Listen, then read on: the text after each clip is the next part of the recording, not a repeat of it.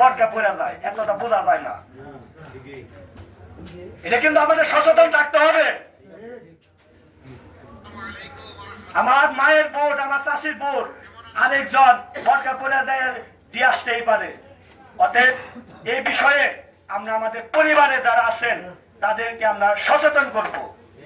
এবং এই ভণ্ড দল আরেকটা কি করে, ওই বিকাশ নম্বর নিয়ে এরাই মনে করে যে হাতে যে টেকা তো আবার দূরের কথা, টেকা যা আছে ওনারা নিয়ে যায় বন্ধমি, পনেরো বন্ধমি। এক সপ্তাহ আগে সারা বাংলাদেশের মানুষ আপনারা জানেন জামাতে জামি শফিকুর রহমান, জামাতে জামি, সে যে একটা কথা বলছে, এর জন্য পুরা ঢাকা সহ সারা বাংলাদেশে আরো মিছিল হয়েছে। এটা কোনো কথা হইল?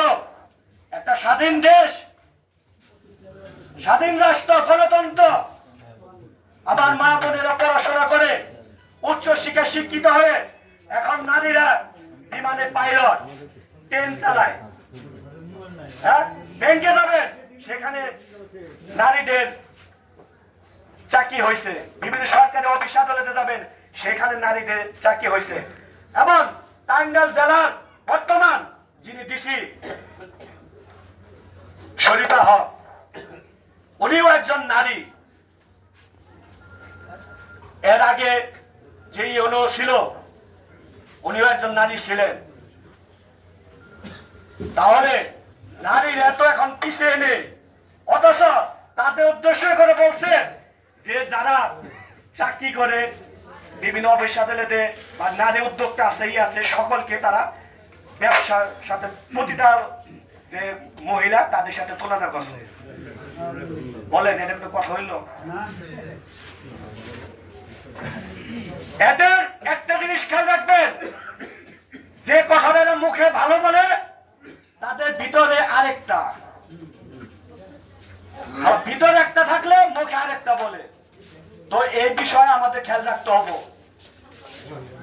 আর একটা কি মিথ্যা কথা শুরু করতে জানেন, আমি আপনাদের সবাইকেই বলি, টাঙ্গাইল সদর প্রশাসনেতে যিনি জামাতের যে এই যে এমপি নির্বাচন করতেছেন জামাতে, উনি কিন্তু আমার আপন চাচাতো বোন, তার আপন মামা বিয়ে করছে। আমি কিন্তু ঠিকই ওনার CSR আদেশ সহ ভোটেন কিন্তু আমি ঠিকই চিনি, কারণ আমার আত্মীয়। আমি জানি না, আমি কিন্তু ঠিকই জানি। উনি আর একটা বন্ডমি শুরু করছে, সেটা হলো বলে যে আমি তো কোরের মানুষ,